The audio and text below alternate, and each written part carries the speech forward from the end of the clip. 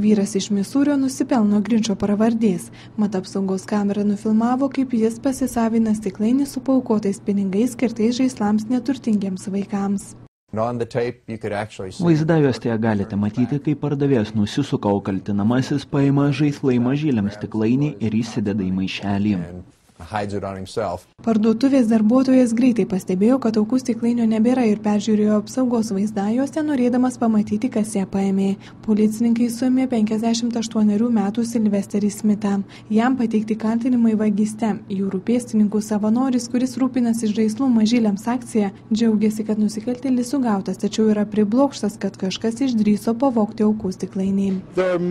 Šioje vietovėje yra daug vaikų, kurie laukia dovanų. Norime užtikrinti, kad jie pajustų kalėdų stebuklą, kurio jų šeimos negali padovanoti.